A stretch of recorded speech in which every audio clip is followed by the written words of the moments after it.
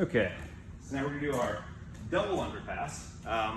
Somewhat similar to the single underpass, except it's like a true stacked pass right here. There's a lot of different positions you can set this up from. We're gonna do it from this same position just for continuity's sake.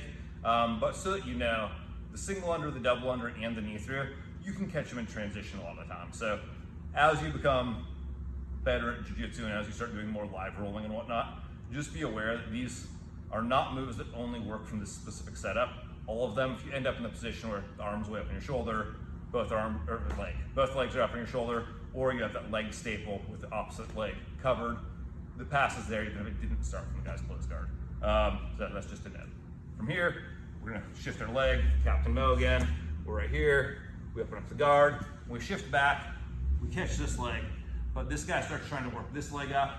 So all of a sudden we're able to grab this one too, right? If we see that opportunity, this is gonna be a more powerful pass than a single under, right? So we've come under both of his legs instead of one of his legs. We've connected our hands right here. The first thing we wanna do from right here is we wanna bring the guy's hips up and we wanna put our legs under his hips.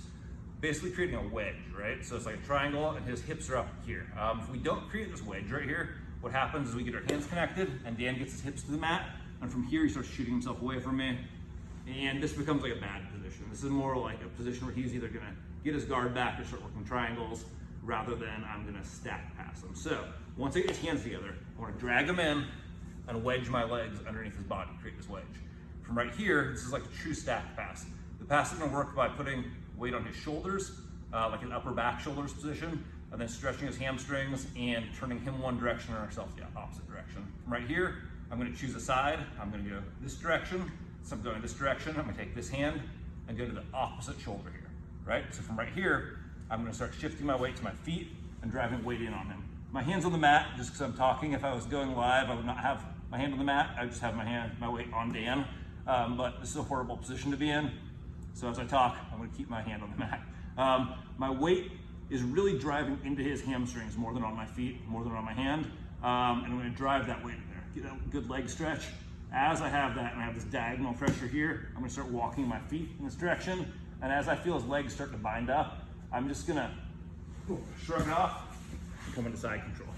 When you start doing this live, you can feel where the guy's legs start to get tighter as you start passing. Just everybody has a certain amount of flexibility, and at some point you can feel it. When you feel the guy's legs getting tighter, it's time to just do that little shoulder shrug and pass.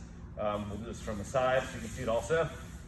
This pass is not overly technical, but it's super effective, right? So here we are, again, go Captain Mo, get ourselves up. We have one arm under, and then the guy starts to bring this leg up. We see a gap there, boom, get our hands together, bring him up, wedge under his body, right? So this is the wedge. Dan's hips are up in the air, they're not going anywhere. From right here, I'm gonna go diagonal shoulder, and then I'm gonna start getting my weight forward. All this weight's on his upper back and on his hamstrings here. I'm gonna keep on stretching it while I walk my feet in this direction. When I feel his hamstrings are getting a little bit tighter, I'm gonna shrug it off my shoulder and side control, the double underpass.